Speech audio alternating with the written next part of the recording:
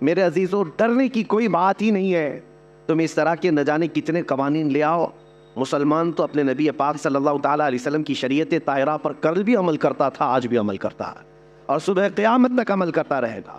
حقیقت بات یہ ہے UCC آلریڈی پورے انڈیا میں چل رہی ہے. سب کے قانون ایک ہی ہیں, تھوڑی سی چند چیزوں میں الگ الگ رکھا گیا ہے. یعنی شادی کے معاملات کو لے کر کے یا وراثت کے معاملات کو لے کر تھوڑے سے قوانین الگ ہو جاتے ہیں. باقی بتائیں چوری کرنے پر سب کا قانون ایک ہے یا نہیں؟ مرڈر کرے تو سب کا قانون ایک ہی ہے. کرائم میں سب کے قانون ایک ہی ہیں, سول کوڈ ہی ہے, سب ایک ہی قانون پر عمل ہو رہا ہے پورے ہندوستان میں. ایسا نہیں ہے کہ ہندو قتل کرے گا یا مسلمان قتل کرے گا تو اس کے لیے لاء کی کتاب میں الگ الگ جرمانے, الگ الگ سزائیں نہیں ہے, ایک ہی سزا ہے, سب کی ایک ہی سزا ہے. ہاں بس میرج ایکٹ الگ اور وراثت کے معاملات الگ بنائے گئے ہیں. اس کو تم ختم کرنا چاہتے ہو, میں مسلمانوں سے کہتا ہوں تو اگر آپ اس نشانے پر اپنے آپ کو سمجھ رہے ہیں کہ ہم کو ہی ہلانے کے لیے سب بنایا گیا ہے, تو میرے عزیزوں آپ اپنے نکاح مسجدوں میں کرتے ہو, آپ اپنے نکاح شریعت کے دائرے میں کرتے ہو, آپ کو کبھی فرق نہیں پڑے گا. آپ اپنے گھر کے مسائل مسجدوں سے حل کرتے ہو, علماء دین سے مسائل پوچھتے ہو, تو کبھی ان قوانین کے 1000 لاگو ہونے پر بھی آپ پر فرق نہیں پڑے گا. میرے آقا صلی اللہ تعالیٰ علیہ وسلم کا فرمان علی شان ہے, ایک پورا چیپٹر ہے, پورا باب ہے حدیث کی کتابوں میں, خاص طور پر بخاری شریف میں بھی ہے اور دیگر معتبر کتابوں میں. کتاب الفتن نام سے, کتاب الملاحم نام سے, قیامت کے قریب ہونے والے فتنے, قیامت کے قریب ہونے والی نشانیاں, علامات, ان سب کے بارے میں باضابطہ ایک چیپٹر ہے جس میں رسول پاک صلی اللہ علیہ وسلم نے واضح نشانیاں بیان فرمائی. اب ہم جو دیکھ رہے ہیں وہ ایک چیز یہ بھی ہے کہ تیزی سے بدلتا ہوا زمانہ, نبی پاک صلی اللہ تعالیٰ علیہ وسلم کی ایک حدیث پاک جس میں یہ ہے کہ 10 سال کے بعد, ہر 10 سال کے بعد اتنی تیزی سے تمہارا زمانہ بدل جائے گا, حالات اتنے تیز بدل جائیں گے کہ پچھلے 200 سال میں تم نے وہ چیزیں نہیں دیکھی ہوں گی جو 10 سال کے اندر دیکھتے رہو گے. اب ہم اسی زمانے میں آئے ہوئے ہیں. اب ہم میں سے کسی کو یہ پتہ نہیں ہے کل آنے والے دن کون سا نیا فتنہ جنم لینے والا ہے. اور ایک حدیث پاک میں یہ ہے, میرے آقا صلی اللہ علیہ وسلم نے فرمایا, میں یہیں سے دیکھ رہا ہوں فتنے میری امت کے اوپر اس طرح سے گر رہے ہیں جیسے بارش کے قطرے ہیں. بارش کے قطرے جس طرح سے گرتے ہیں اس طرح سے فتنے ظاہر ہو رہے ہیں, اور اس میں کون محفوظ رہے گا کون محفوظ نہیں رہے گا اس کے سلسلے میں بھی حضور نے بشارتیں دی ہیں. اور خاص طور پر یہاں کے جو حالات ہیں ہندوستان کے, ایسا نہیں ہے کہ ہم ہی اسٹرگل کر رہے ہیں, تقریباً پوری دنیا میں مسلمان الگ الگ مسائل سے اسٹرگل کر رہے ہیں. سب کے اپنے اپنے مسائل ہیں اور سب انہی معاملات میں الجھے ہوئے ہیں. لیکن ان سب کے پیچھے ایک وجہ یہ ہے, ان کے جو ہم غلام تھے خلق کے پیشوا رہے, ان سے پھرے جہاں پھرا پھر آئی کمی وقار میں. ایک اہم وجہ یہی ہے مسلمانوں کے لیے. ہم نے دیکھا ہے کہ کثرت سے تمہارے ساتھ ظلم و ستم ہوا, اس کے باوجود اس آدمی کو سدھرنے اور سنورنے کا ابھی تک موقع کیوں نہیں مل پا رہا. جس کو شاعر نے کہا تھا, جگہ جگہ کے تھک چکے ہیں تمہیں یہ ہنگامے, نشاط لذت خواب گراں بدل ڈالو, غلط روی سے منازل کا بعد بڑھتا ہے, مسافروں روش کارواں بدل ڈالو. آج ہماری لاپرواہی اور عدم احساس اتنا بڑا ہوا ہے کہ ہمیں کوئی اہم واقعہ تھوڑی دیر کے لیے ڈسٹرب کرتا ہے. ہم نے کسی کو مرتے ہوئے دیکھا, مارتے ہوئے دیکھا, کٹتے ہوئے دیکھا, کاٹتے ہوئے دیکھا, ویڈیو کو ہم نے شیئر کر دیا, تھوڑی دیر کے لیے ہو سکتا ہے ہمارے اندر غم کے آثار نظر آئے, دوسرے دن سے وہی عیاشی ہے, نہ کوئی تبدیلی آئی نہ کوئی بدلاؤ آیا. ایسے 1000 ہنگامے دیکھ چکے ہم. ہمارے ساتھ کیا ہوا اسلام کے ساتھ, قرآن کے ساتھ؟ یہ جو آج دنیا کھیل کھیل رہی ہے, ہونا تو یہ چاہیے جس کے اندر ضمیر زندہ ہو, احساس ہو, وہ اپنی زندگی کو بدلنے کا عزم کر لے کہ کہیں یہ میری شامت اعمال تو نہیں ہے, یہ میرے گناہوں کی وجہ سے اس قدر عذابات تو نہیں آ رہے ہیں, لیکن احساس کیوں نہیں آتا؟ بڑے بڑے واقعات ہم دیکھ رہے ہیں اپنی زندگی میں, لیکن اس کے بعد بدلاؤ کیوں نہیں آتا؟ یہ ایک بہت اہم چیز ہے جس کی طرف ہم لے جانا چاہتے ہیں. عزیزان گرامی وقار, آج مجھے صرف بات یہ عرض کرنی تھی. قرآن پاک میں اللہ تعالیٰ فرماتا ہے اسلام کے علاوہ کوئی دوسرا لے کر کے آئے, قیامت کے دن اس کو دیکھا بھی نہیں جائے گا, قبول بھی نہیں کیا جائے گا. اور ان الدین عند اللہ الاسلام, اللہ کے نزدیک اگر کوئی دین ہے تو اسلام ہے. اور اللہ تعالیٰ فرماتا ہے رضیت لکم الاسلام دینا، میں تمہیں اسلام دے کر راضی ہوا. تو جس قوم کے پاس یہ دین ہے اسے یہ چاہیے فخر کرے کہ اللہ تبارک و تعالیٰ نے اپنا چنندہ اور اپنا پیارا دین مجھے دیا ہے اور میں اس سے وابستہ ہوں. اور ساری دنیا کے ٹارگٹ پر آج تم ہو، اس کی وجہ بھی یہی ہے. جس کے پاس کوئی دولت ہوتی ہے اسی سے حسد بھی ہوتا ہے، اسی سے لوگوں کو جیلس بھی ہوتا ہے. تمہارے پاس یہ سب سے بڑی دولت جو دین اسلام اور میرے آقا صلی اللہ تعالیٰ علیہ وسلم کی محبت ہے، یہ ایک بہت بڑی دولت ہے. اب اس کو ختم کرنے یا اس کو کم کرنے کے لیے یہ حربے اپنائے جاتے ہیں آج جو ہتھ کنڈے ہیں، کسی نہ کسی طرح تمہیں کمزور کر دیا جائے. میں آج اپنے حالات کے متعلق عرض کروں کہ تمہیں پریشان دیکھنے کے لیے یا پریشان کرنے کے لیے تمہارے قوانین سے چھیڑ چھاڑ کرنا کہ ایگریسو ہو جائیں، کبھی ذات مصطفیٰ صلی اللہ علیہ وسلم کو نشانہ بنا کر، کبھی قرآن کی توہین کرنا، کبھی اسلام کو برا بھلا کہنا، کبھی اسلام کے قانون بدلنے کی بات کرنا، یہ سب چیزیں تمہاری آزمائش کا دور ہے. ہونا تو یہ چاہیے کہ جو سچا مومن ہے اس کے دل میں اسلام کی محبت اور بڑھتی چلی جائے اور بڑھتی چلی جائے. لیکن اس طوفانی زمانے میں جو ڈاواں ڈول ہوتا ہے اس کو یہ لگنے لگ جاتا ہے کہ مجھے نیوٹرل رہنا چاہیے، بھی سیکولر ہو جانا چاہیے تاکہ یہ ظالموں کے ہاتھ میں نہ آ جاؤں. نہیں میرے عزیزو، آج تمہیں پکا مسلمان بن کے دکھانے کا وقت آ چکا. آپ نیوٹرل نہیں، سیکولر نہیں. یہ جو لفظ ہے سیکولر، یہ تو منافق کو کہتے ہیں، چھپا ہوا منافق. آپ جس دین پر قائم ہے اس دین کے بارے میں آپ کو اتنا یقین ہونا چاہیے کہ یہ اللہ کا سب سے محبوب دین ہے اور کامل، جس کے بارے میں قرآن نے کہا الیوم اکملت لکم دینکم. کسی بھی دین کے بارے میں سرٹیفکیٹ نہیں ہے کہ وہ کمپلیٹ ہو چکا ہے، لیکن قرآن نے دین اسلام کے لیے کہا ہے. اللہ فرماتا ہے آج کے دن میں نے تمہارا دین مکمل کر دیا. یہودی خود کہتے ہیں کہ اگر یہ آیت ہماری کتاب میں آئی ہوتی، ہماری کتابوں میں آئی ہوتی یہ آیت کہ تمہارا دین کمپلیٹ ہو گیا، وہ کہتے ہیں ہم تو اس آیت کے اترنے کے دن ہر سال عید مناتے ہیں. مسلمانوں کو یہ خاصہ ملا ہے. میرے آقا صلی اللہ تعالیٰ علیہ وسلم جب آخری حج میں تھے، حجۃ الوداع کے موقع پر یہ آیت نازل ہوئی. اللہ نے فرمایا آج کے دن دین تمہارا کمپلیٹ ہو گیا. میرے دین میں کوئی گنجائش ہی نہیں ہے کمی کی.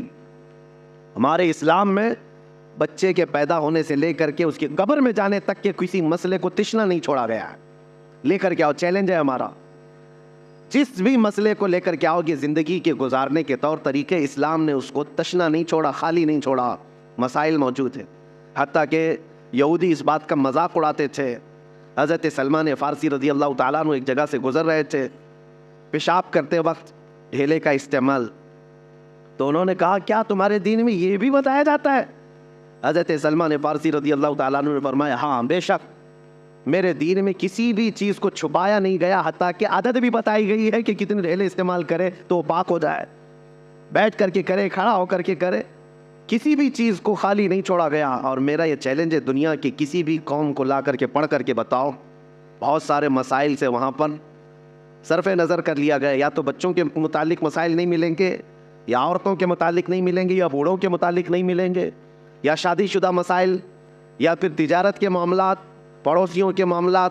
لیکن دین اسلام ایسا نہیں. اس میں تو اتنے باب ہیں، اتنے ابواب ہیں، اتنے چیپٹر ہیں کہ پوری زندگی کو گھیرا ہوا ہے. اور آج کے درندے اٹھ کر کے یہ کہتے ہیں یہ جو یونیفارم سول کوڈ کا مسئلہ جو اٹھایا گیا ہے کیا ہے؟ ان کو اچھی طرح سے پتا ہے کہ دین اسلام پورے قوانین رکھتا ہے. میں ان سے پوچھتا ہوں کہ 100 سال پہلے چلے جائے، تمہارے پاس لا کی کتاب کہاں ہے؟ قوانین کہاں ہیں؟ ایک ملک چلانے کے لیے جو قوانین ہوتے ہیں، لا ہوتے ہیں، اس کی تاریخ ڈھونڈ کر کے لاؤ کون سا ملک لا کے تحت چلتا تھا. یقین جانو میرے عزیزو، پوری دنیا کو حکومت چلانے کے قوانین دینے والا سب سے پہلا دین اسلام، سب سے پہلا. لا کے تحت ایک پوری کنٹری چلنا چاہیے، یہ اسلام نے دیا ہے. ورنہ تو پہلے بادشاہوں کے قانون چلتے تھے. آپ رومن امپائر کو دیکھیں، پرشین امپائر کو دیکھیں، اسلام سے پہلے ان کے یہاں کوئی قانون کی کتاب نہیں ہے. بادشاہ کو رات میں کوئی خواب آ گیا، صبح وہ قانون بن جائے گا. بادشاہ کو کوئی اچھی چیز لگ گئی، وہ دوسرے دن قانون بن کر کے سب پر نافذ ہو جاتا. تو وہاں پر تو امپائر ہوتا تھا، شہنشاہ جس کو کہتے ہیں، بادشاہ جس کو کہتے ہیں، اس کے قوانین چلتے تھے. یہ دین اسلام نے قوانین مرتب کر کے عطا کیا ہے.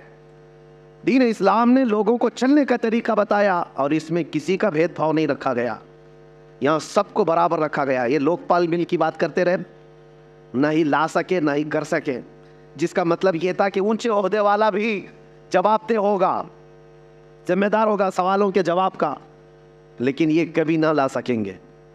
جن کے کرتوت کالے ہوں وہ کب عدالت کا سامنا کر سکتے ہیں؟ ہاں، یہ سارے مسائل اگر دیکھنا ہے تو اسلام کے دامن میں دیکھو۔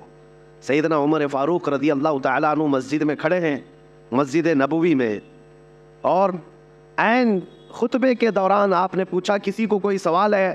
ایک صحابی کھڑے ہو گئے، دیہات کے رہنے والے، کہا ہاں آپ کے متعلق ہی سوال ہے۔ کہا مال غنیمت میں جو کپڑا آپ نے تقسیم کیا تھا سارے لوگوں کو، اس کپڑے سے کسی کا بھی پورا جبہ نہیں بنا، آپ کا پورا جبہ کیسے بن گیا؟ سب کو کپڑا اتنا ملا تھا کہ پورا جبہ نہیں بن سکتا تھا، آپ کا کیسے بنا؟ یہ سوال پوچھنے کا حق صرف اسلام نے دیا تھا۔ پہلے بادشاہوں کو کوئی سوال کرتا تو گردن مار دی جاتی، ختم کر دیا جاتا۔ سیدنا عمر فاروق رضی اللہ تعالیٰ عنہ نے یہ نہیں فرمایا کہ کون بدتمیز ہے جو یہاں پر بدتمیزی کر رہا ہے، نہیں، گلے سے لگایا اور فرمایا میں تمہیں جواب دیتا ہوں۔ در حقیقت مال غنیمت میں مجھے بھی کپڑا ملا تھا، میرے بیٹے عبداللہ کو بھی کپڑا ملا تھا، عبداللہ نے اپنا کپڑا مجھے ہبا کر دیا، دونوں ملا کر کے سلایا، میرا جبہ بن گیا۔ جواب دینے کا حق امیر المومنین کے پاس، وہ جواب دیتے۔ اور اس کے بعد آپ نے فرمایا جب تک دین اسلام میں یہ نظام رہے گا اس نظام کو کوئی درہم برہم نہیں کر سکتا۔ عزیزان گرامی وقار، ہزاروں مثالیں ہیں، ہزاروں مثالیں ہیں۔ ان ظالموں کو آج قوانین اسلام کی طرف انگلی اٹھانے کی جرت صرف اس لیے ہے کہ یہ اپنی سیاسی روٹیاں سیکنا چاہتے ہیں، باقی کوئی مطلب نہیں۔ اب ہونا کیا چاہیے؟ جو ایک خلفشار ہے اور ایک بہت زیادہ افواہیں پھیلی ہوئی ہیں مسلمانوں کے بیچ میں، کیا کرنا ہے؟ تنظیمیں اپنا کام کر رہی ہیں، خانقاہیں اپنا کام کر رہی ہیں، مدرسے، مساجد، ٹرسٹ اپنا کام کر رہی ہیں۔ یونیفارم سول کوڈ نہیں لاگو ہونا چاہیے، اس کے یہ خطرے ہیں، اس کے وہ خطرے ہیں۔ ان سے تھوڑا ہٹ کر کے میں یہ کہتا ہوں ان سے کب تک احتجاج کرتے رہو؟ نہ ہی ہمارے احتجاج کا ان کے اوپر کوئی اثر پڑتا ہے۔ یہ ایسی ظالم قوتیں بیٹھی ہوئی ہیں جن کے سامنے ہزاروں کا مر جانا بھی کوئی اثر نہیں کرتا۔ اس لیے مسلمانوں، سب سے اہم بات یہ ہے کہ ان سے بھیک مانگنے کی ضرورت ہی نہیں ہے کہ تم ہمارے قوانین کی حفاظت کرو یا ہمارے قوانین سے چھیڑ چھاڑ نہ کرو، بلکہ میدان میں اتر کر کے یہ بتاؤ کہ اس زمانے میں بھی تم سارے قوانین پر پابندی لگاؤ، لیکن میں شریعت مصطفیٰ پر عمل کر کے دکھاؤں۔ تمہاری پرمیشن کی ضرورت نہیں مجھے دین اسلام پر چلنے کے لیے۔ ہمارے نبی پاک صلی اللہ تعالیٰ علیہ وسلم کے قوانین ہمارے لیے جان سے بڑھ کر کے ہیں۔ مسلمان کو آج عملی میدان میں آ کر کے قوانین اسلام پر عمل کر کے دکھانا چاہیے کہ میرے اپنے گھر کے قوانین، میرے دین کے معاملات، اس کو میں موت تک گلے سے لگا کر کے رہوں گا۔ یہ ہوتا ہے سب سے بہترین احتجاج۔ میں آپ کو بتاؤں، لوگوں میں جو ایک خلفشار ہے، چمی گوئیاں چل رہی ہیں کہ کیا ہوگا کیا ہوگا۔ انہوں نے 3 طلاق کا مسئلہ بھی لا کر کے ڈرایا نا، لا کر کے یہ کس کے لیے تھوپا گیا تھا؟ صرف ٹارگٹ یہ کرنا ہے اور وہ ایک بڑی قوم کو بیوقوف بنانا ہے۔ جو یہاں پر ایک میجورٹی میں قوم ہے ان کو بیوقوف بنا کر کے رکھنا ہے کہ دیکھو یہ ویلن ہے، یہ مسلمان، اور ان سے لڑنے کی طاقت صرف ہم ہی رکھتے ہیں، اور ان کی ساری چیزیں ہم چھین رہے ہیں، ان کے قوانین پر ہم پابندی لگا رہے ہیں، اور وہ بیچارے وہ خوش ہوتے رہے۔ ان کو خوش کرنا ہے اور ان کی روٹیاں لینا ہے، سیاست کو گرمانا ہے، بس اتنا ہی ہے، باقی تمہارے قوانین سے ان کو کوئی لینا دینا نہیں۔ 3 طلاق کا مسئلہ وہ آدمی لے کے آیا جو کبھی شادی نبھا نہ سکتا ہو، جو کبھی عورتوں کے ساتھ رہ نہ سکتا ہو۔ میرے عزیزوں، ڈرنے کی کوئی بات ہی نہیں ہے۔ تم اس طرح کے نہ جانے کتنے قوانین لے آؤ، مسلمان تو اپنے نبی پاک صلی اللہ تعالیٰ علیہ وسلم کی شریعت طاہرہ پر کل بھی عمل کرتا تھا، آج بھی عمل کرتا ہے، اور صبح قیامت تک عمل کرتا رہے گا۔ حقیقت بات یہ ہے، UCC آلریڈی پورے انڈیا میں چل رہی ہے، سب کے قانون ایک ہی ہیں، تھوڑی سی چند چیزوں میں الگ الگ رکھا گیا ہے۔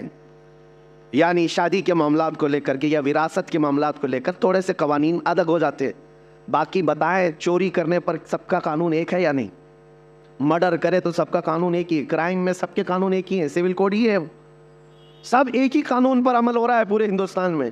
ایسا نہیں ہے کہ ہندو قتل کرے گا یا مسلمان قتل کرے گا تو اس کے لیے لاء کی کتاب میں الگ الگ جرمانے، الگ الگ سزائیں نہیں ہے، ایک ہی سزا ہے، سب کی ایک ہی سزا ہے۔ ہاں، بس میرج ایکٹ الگ اور وراثت کے معاملات الگ بنائے گئے ہیں، اس کو تم ختم کرنا چاہتے ہو۔ میں مسلمانوں سے کہتا ہوں تو اگر آپ اس نشانے پر اپنے آپ کو سمجھ رہے ہیں کہ ہم کو ہی ہلانے کے لیے سب بنایا گیا ہے، تو میرے عزیزو آپ اپنے نکاح مسجدوں میں کرتے ہو، آپ اپنے نکاح شریعت کے دائرے میں کرتے ہو، آپ کو کبھی فرق نہیں پڑے گا. آپ اپنے گھر کے مسائل مسجدوں سے حل کرتے ہو، علماء دین سے مسائل پوچھتے ہو، تو کبھی ان قوانین کے 1000 لاگو ہونے پر بھی آپ پر فرق نہیں پڑے گا، آپ پر فرق نہیں پڑے گا. اسی لیے میں یہ کہتا ہوں کہ ان تمام مسائل پر احتجاج کرنے کی ضرورت نہیں، بہت زیادہ ایگریسو ہونے کی ضرورت نہیں، ورنہ ظالم کتا یہی انتظار میں ہے کہ مسلمان کب بھڑکیں گے، کب بدکیں گے، اب کب سڑکوں پر آئیں گے، کب یہ توڑ پھوڑ کریں گے اور ہم دوسروں کو ڈرائیں گے کہ یہ دیکھو ایسی وحشی قوم ہے. یہ اسی طرح کی کئی حرکتوں سے ہمیں لے جایا جا رہا ہے. لیکن اس کا بہترین علاج یہی ہے کہ جب تم میرے مصطفیٰ کریم صلی اللہ علیہ وسلم کے کسی قانون کی طرف انگلی اٹھاؤ گے، سارے مسلمان ان قوانین پر سختی سے عمل کر کے دکھائیں گے کہ عمل کرنا تو ہماری زندگی میں ہے، ہماری زندگی میں. ہم لا کے خلاف نہیں بول رہے، جو ہندوستان کے قوانین ہیں ان سب پر ہم عمل کر رہے ہیں، لیکن میری نماز کے متعلق، میرے قرآن کے متعلق، میرے دین کے متعلق جو ہوگا وہ اسلام میں جو ہے اسی پر عمل کیا جائے گا. کوئی ایسا آدمی مجھے نماز سکھانے نہیں آ سکتا جس کو پیشاب کرنے کا سلیقہ نہ ہو. بہرحال تمہارا دین کمپلیٹ ہے، کامل ہے، اکمل ہے، اور اس سے بہترین دین ہے ہی نہیں. اس بات کا یقین لے کر کے چلو. میں ان سے کہتا ہوں ذرا جھانک کر کے دیکھتے تاریخ کے اوراق میں اسلام نے جو عدل و مساوات پوری دنیا میں قائم کی ہے، وہ غیروں کی کتابوں سے اگر میں آپ کو بتاؤں، اپنوں کی نہیں، غیروں کی لکھی ہوئی کتابیں، ان کو آج تک جو بھیک مانگتے ہوئے کسان ان کے پاس قانون کے لیے آئے، انصاف دینے کی نوبت نہ آ سکی. جو کھلاڑی وہاں پر ان سے انصاف مانگتے رہے، انصاف دے نہ سکے، پورے لوگ سڑکوں پر رہے، انصاف دے نہ سکے. اور پارلیمنٹ میں بیٹھ کر کے اگر قوانین اسلام کو نشانہ بنانے کی کوشش کرتے ہیں تو میں دعوت دیتا ہوں، آؤ دیکھو دین اسلام. تم یہ کہتے ہو اس کا اخروج تھا، ظلم تھا، بڑھتے چلے گئے. ایک روایت میں نے پڑھی آج ہی، عمر ابن عبدالعزیز رضی اللہ تعالیٰ عنہ کا زمانہ خلافت ہے. حضرت عمر ابن عبدالعزیز، ان کو 5واں خلیفہ راشد بھی کہا جاتا ہے، اتنا عدل تھا ان کا. ان کے زمانے میں سمرقند، جو آج ازبکستان وغیرہ رشیا کے علاقوں میں آتا ہے، سمرقند پر اسلامی فوج نے حملہ کیا اور پورے سمرقند کو فتح کر کے اپنا جھنڈا پھیلا دیا. اور سپہ سالار کون تھے؟ حضرت قتیبہ. اور جیسے ہی سمرقند فتح ہو گیا، اعلان ہو گیا کہ یہاں پر مسلمانوں کی حکومت ہے اب، تو لوگ دوسرے دن صبح اٹھے اور ان کو ایسا لگا کہ یہ اچانک ہو گیا ہے. تو وہاں پرانا چرچ تھا، وہاں ایک پادری رہتا تھا. اس نے کہا یہ کیسے؟ ہم نے سنا ہے مسلمان اس طرح سے اچانک نہیں کرتے، لیکن 50,000 کی فوج قتیبہ کے ساتھ ہے، کون مقابلہ کرتا؟ اس عیسائی نے اپنے چند ساتھیوں سے مشورہ کیا کہ یہ ایسا مناسب نہیں ہے، ہم ان کے خلیفہ کے پاس جاتے ہیں. تو وہ ملک شام آیا چند ساتھیوں کو لے کر کے.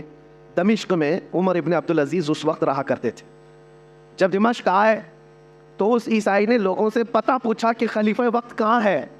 لوگوں نے جو اشارہ دیا، پتہ بتایا، اس پتے پر آ کر کے دیکھا تو ایک چھپر کا گھر ہے اور ایک دبلا پتلا آدمی کپڑے سیتا ہوا بیٹھا ہے. یہ عیسائی پادری قریب آیا اور اس نے کہا انہوں نے دھوکہ دیا مجھے. پلٹ کر کے پھر کہنے لگا میں مسلمانوں کے خلیفہ کے پاس آنا چاہتا ہوں. تو ایک بوڑھے شخص نے کہا وہ جو کپڑے سل رہا ہے وہی خلیفہ ہے، وہی ہے جس کا رعب و دبدبہ اتنا تھا عمر ابن عبدالعزیز کا. اللہ اکبر. آپ تاریخ پڑھیں، عمر ابن عبدالعزیز کے زمانے میں 200 کلومیٹر دور بھی اگر کوئی بیٹھا ہوا ہے تو نا انصافی کرنے سے گھبراتا تھا، ڈرتا تھا کہ عمر ابن عبدالعزیز کا دور چل رہا ہے. اور اس خلیفہ کا وقت یہ ہے کہ ایک چھپر کے گھر کے نیچے بیٹھے ہوئے کپڑے سل رہا ہے. اس عیسائی پادری نے سوچا کہ ان سے مجھے کیا انصاف ملے گا. 50,000 کی فوج لے کر کے جو سپہ سالار میرے شہر پر حملہ آور ہوا ہے اس کے بارے میں کیا بتاؤں گا. کہا کہ پھر بھی کہہ دیتا ہوں. عمر ابن عبدالعزیز کے پاس آیا اور کہا میں سمرقند سے آیا ہوں، میری ایک شکایت ہے. کہا بتاؤ کیا ہے. کہا کہ آپ کا ایک سپہ سالار تقریباً 50,000 کی فوج لے کر کے آیا ہے، آس پاس کے علاقے فتح کرتے ہوئے اچانک رات کو ہمارے شہر پر حملہ کیا اور دوسرے دن فتح کا اعلان کر دیا. کہا کیا چاہتے کیا ہو. کہا میں نے سنا ہے کہ جب کبھی مسلمان فوجی جاتے ہیں کسی جگہ پر تو سب سے پہلے ان کو دعوت پیش کرتے ہیں عدل و مساوات کی، اسلام کی، امن کی، اور اگر وہ سامنے والے ماننے کو تیار نہیں اور جنگ کرنے پر تیار ہو تو جنگ کرتے ہیں اور اس کے بعد فتح کا اعلان کرتے ہیں. لیکن آپ کا سپہ سالار آیا، نہ اس نے ہم کو کسی چیز کی دعوت دی، نہ بلایا، نہ یہ ہمارا مقابلہ ہوا، راتوں رات فتح کر کے وہ اپنے جھنڈے گاڑ دیا۔ حضرت عمر ابن عبدالعزیز نے ایک خط نکالا، خط پر لکھا اور کہا کہ لے جاؤ قتیبہ کو دے دینا۔ اس خط میں لکھا ہوا تھا کہ ایک قاضی مقرر کیا جائے، فوراً ایک قاضی اسلام مقرر کیا جائے، اور اس قاضی کے پاس یہ عیسائی اپنا مسئلہ رکھے گا، اور قاضی جو فیصلہ کرے اس پر عمل کیا جائے۔ خط لے کر کے وہ عیسائی آیا، پادری ہے، عیسائی ہے، کہا کہ اس خط کو پتہ نہیں یہ لوگ پھاڑ کے پھینک دیں، لیکن جب قتیبہ کے پاس لا کر کے دیا تو اس کے ہاتھ کانپنے لگے سپہ سالار کے، کہ عمر ابن عبدالعزیز کا خط آیا ہے۔ پڑھنے کے فوراً بعد قاضی کا انتخاب کرنے کا اعلان کیا کہ خلیفہ وقت کی طرف سے قاضی کے انتخاب کی بات آئی ہے۔ تو اس وقت قاضی کا انتخاب ایسا نہیں ہے کہ 4 لوگ بیٹھ کر کے کر دیتے، جو سب سے پرہیزگار ہوا کرتے، تہجد گزار ہوا کرتے اور علم میں سب سے زیادہ ہوا کرتے، وہ قاضی بننے کے منصب پر آتے۔ قاضی اسلام چن لیا گیا ایک عالم باعمل کو، اور انہوں نے اپنی عدالت لگائی اور کہا کہ کیا مسئلہ ہے اس عیسائی پادری کا۔ اب وہ عیسائی جو پادری تھا اس نے رکھا کہ آپ کی طرف سے یہ جو فوج آئی یہ اچانک آئی، ہمیں موقع نہیں دیا گیا ہے، اور جبکہ اسلام کا ہم نے یہ سنا ہے کہ وہ جہاں جاتے ہیں پہلے دعوت پیش کرتے ہیں امن کی، مساوات کی، عادل کی، اور اگر سامنے والا جنگ کرنے پر تل جائے تو پھر جنگ کی جاتی ہے، اور پھر حملہ میں اگر کامیاب ہو جائے تو فتح یاب سمجھا جاتا ہے۔ تو قاضی اسلام نے بلایا قتیبہ کو، کہا کیا یہ عیسائی پادری جو کہہ رہا ہے وہ صحیح ہے؟ آپ نے ان کو دعوت دی تھی؟ کہا کہ نہیں دعوت دی۔ کہا کہ راتوں رات آپ نے ان کے شہر پر قبضہ کیا؟ کہا بات در حقیقت یہ ہے قاضی اسلام کہ ہم نے آس پاس کے علاقوں سے جنگ کی ہے، ہم نے دیکھا ہے، اور ان سے جنگ سختی کے ساتھ ہوئی، اور اس کے بعد ہم نے وہ علاقے فتح کیے، اور یہ سمرقند تو بڑا زرخیز علاقہ ہے، یہاں کے لوگ تو اور بھی زیادہ اس شہر کو چھوڑنے کو تیار نہیں ہوتے، اس لیے ہم نے سوچا کہ یہ سوئے ہوئے ہیں، اس وقت میں ہم فتح حاصل کر لیں۔ قاضی اسلام نے فیصلہ دیا کہ آج کی مغرب ہونے سے پہلے پہلے تمہاری پوری فوجیں اس شہر کو خالی کر دیں، سمرقند کو خالی کر دیں۔ قاضی کس کے متعلق فیصلہ دے رہا ہے؟ کسی دوسری قوم کے لیے نہیں، اپنے ہی فوجیوں کے متعلق کہہ رہا ہے کہ یہ اسلام کے قوانین سے ہٹ کر کے ہے، نہ ہی اس طرح کا دستور کبھی چلا ہے۔ قتیبہ کو جیسی آرڈر آیا قاضی اسلام کا، فوج میں اعلان ہوا، اور یہ صبح کا فیصلہ جو تھا 50,000 فوجیں سمرقند کو چھوڑ کر کے ساز و سامان کے ساتھ مغرب سے پہلے نکلنے لگی۔ مغرب سے پہلے پہلے قتیبہ کے ساتھ ساری فوجیں شہر چھوڑ کر باہر نکلیں۔ یہ منظر دیکھ کر کے وہ عیسائی پادری اور علاقے کے لوگ حیران تھے کہ ایک کپڑے سلتا ہوا بیٹھا دبلا پتلا آدمی اتنا پاور رکھتا ہے کہ ایک خط بھیج دیا جائے، اور پھر اگر اس کا خط یہاں آ گیا تو قاضی مقرر کرنا تو اس کا کام ہے، اپنے رشتہ دار کو بٹھا دیتا، اپنے حق میں فیصلہ لے لیتا، نہیں کیا، بلکہ قاضی اس کو منتخب کیا جو قرآن و سنت کا سب سے زیادہ جاننے والا تھا۔ اور قاضی کو بھی یہ چاہیے تھا کہ فیصلہ دیتا تو اپنی قوم کو دیکھ کر کے دیتا، لیکن قاضی نے وہی فیصلہ دیا جو اسلام کہتا تھا۔ یہ باتیں اتنی پر اثر تھیں کہ مغرب تک ان کی فوجیں نکل تو گئی تھیں، لیکن وہ عیسائی پادری اپنے سارے ساتھیوں سمیت رونے لگا، کہا آج تک ہم نے ایسی قوم کو اپنے شہر میں آتے ہوئے دیکھا ہی نہیں تھا، چلو اس سے بہتر قوم کون سی ہو سکتی ہے جو ہم پر حکومت کرے۔ سب کے سب گئے اور قتیبہ کے ہاتھ جوڑ کر کے ان سے معافی طلب کیا، اور پوری فوج سے کہا آج کے بعد ہم ہی نہیں پورا سمرقند تمہارے قدموں کے نیچے، تمہارا عدل ہے، ہم نے یہ دیکھا ہے۔ اور اس کے بعد سے لے کر تاریخ گواہ ہے، آج کی تاریخ تک سمرقند پر اسلامی حکومت موجود ہے، آج تک اسلام ہے۔ عزیزان گرامی وقار، یہ وہی سمرقند و بخارا کی بات کر رہا ہوں جہاں سے کبھی امام بخاری پیدا ہوئے، امام مسلم، یہ بڑے بڑے محدثین اسی علاقے سے آئے ہوئے ہیں۔ یہ میں بات اس لیے عرض کر رہا ہوں کہ جن کو آج انصاف کا الف بھی پتہ نہیں، عدل کا عین پتہ نہیں، وہ قوانین لاگو کرنے کی بات تو کرتے ہیں، لیکن ان سے کبھی نہ ہو سکے گا۔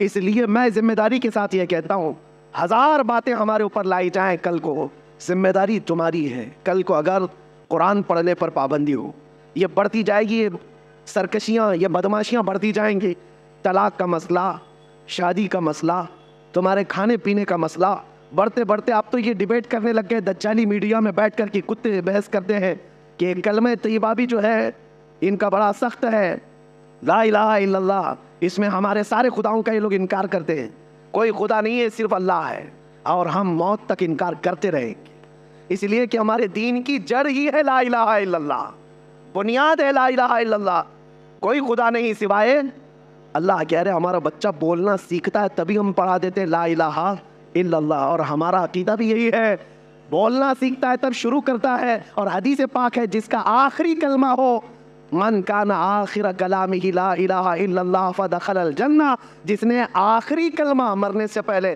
لا الہ الا اللہ کہا، حضور فرماتے وہ سیدھے جنت میں چلا جائے گا، جنت میں چلا جائے گا۔ کل کو اگر تمہیں اس بات پر بھی ٹینشن ہو اور پارلیمنٹ میں بیٹھ کر کے کہنے لگ جائیں کہ لا الہ الا اللہ مت کہا کرو، تو کیا اس سے بھی دستبردار ہو جاؤ گے؟ کیا اس سے بھی پیچھے ہٹ جاؤ گے؟ نہیں، آج سے نہیں بولیں گے۔ اس لیے بات یاد رکھو، اپنے تشخص اپنی آئیڈینٹی کے ساتھ جیو۔ آج ہو سکتا ہے خالی تم نے ٹوپی چھپا لیا ہوگا، آج داڑھی چلا لیا ہوگا، سیکولر بننے کے چکر میں یا ایک نیوٹرل بننے کے چکر میں کہ ہم کو کوئی پہچان نہ سکے، ادھر کے بھی لگیں گے ادھر کے بھی لگیں گے۔ ہو سکتا ہے ٹوپی اور داڑھی سے دستبردار ہو گئے ہو، لیکن دنیا صرف اتنے ہی پر مطمئن کبھی نہیں ہوگی۔ قرآن کہتا ہے وَلَن تَرْضَىٰ عَنْكَ الْيَهُودُ وَلَا النَّصَارَىٰ حَتَّىٰ تَتَّبِعَ مِلَّتَهُمْ، یہود اور نصرانی تم سے ہرگز راضی نہیں ہوں گے جب تک کہ تم ان کے دین میں داخل نہ ہو جاؤ۔ صرف چھوٹی موٹی باتوں سے راضی نہیں ہوں گے۔ ہم نے دیکھا ہے کہ بیچارے ابھی 2 سال پہلے جو دین بدل کر کے چلے گئے، نام بھی بدل لیا، لکھنؤ کا ایک رافضی شخص، کشکا بھی لگایا، کلنک بھی لگایا ان کو راضی کرنے کے لیے، لیکن 6 مہینے سے زیادہ پال نہ سکے، ٹھوکر مار کر کے بھیج دیا گیا۔ ایک بات یاد رکھو، دامن مصطفیٰ میں جو امن ہے وہ دنیا میں کہیں نہیں ہے، میرے مصطفیٰ کے قدموں میں جو عزت ہے وہ کہیں نہیں ہے۔ اسی لیے ہمیں ہمارے بزرگوں سے وابستہ ہو کر فخر سے یہ کہنا ہے یا رسول اللہ خلق کے حاکم ہو تم، رزق کے قاسم ہو تم، جو ملا تم سے ملا تم پہ کروڑوں درود، تم ہو حفیظ و مغیث کیا ہے وہ دشمن خبیث، تم ہو تو پھر خوف کیا تم پہ کروڑوں درود، کر کے تمہارے گناہ مانگے تمہاری پناہ، تم کہو دامن میں آ تم پہ کروڑوں درود۔ ہمارے پاس جب اتنا مضبوط دروازہ میرے مصطفیٰ کا ہے تو پھر میں آپ سے یہ کہتا ہوں پھر کے گلی گلی تباہ، ٹھوکریں سب کی کھائی کیوں، دل کو جو عقل دے خدا تیری گلی سے جائے کیوں۔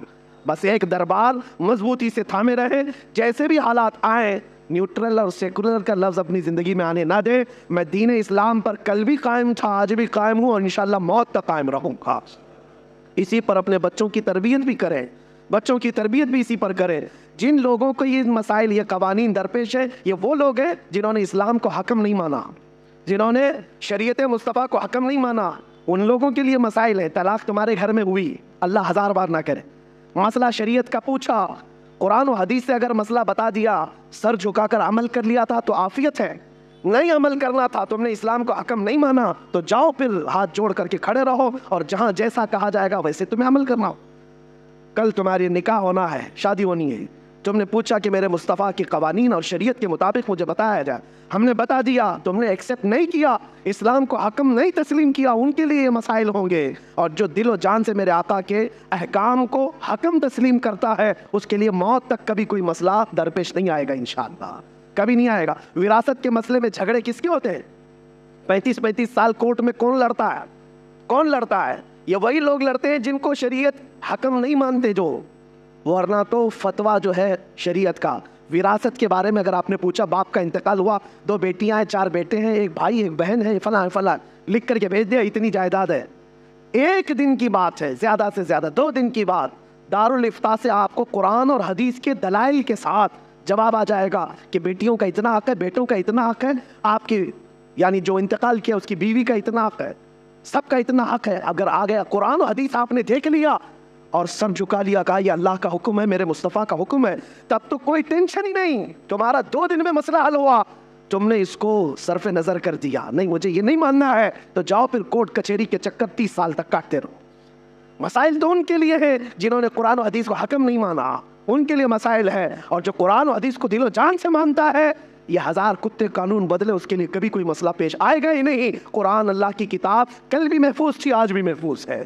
میرے آقا کی حدیثیں محفوظ تھی، محفوظ ہے، انشاءاللہ قیامت تک رہیں گی۔ مولا کریم ہم سب کو دین اسلام پر کامل طریقے سے عمل کی توفیق عطا فرمائے۔ رب ذوالجلال ہم سب کو ان ہونے والے حوادثات زمانہ سے محفوظ و مامون فرمائے، ہماری عزتوں کو، ہمارے عمل کو، ہمارے عقیدے کو، ہمارے ایمان کو اللہ محفوظ فرما دے، ہمارے آنے والی نسلوں کو مولا قیامت تک عاشقان مصطفیٰ میں پیدا فرمائے، ان کے دین ایمان عقیدے کی مولا حفاظت فرمائے، اور ہر جگہ مسلمانوں کے مال جان عزت آبرو کی مولا تو غیب سے حفاظت فرما۔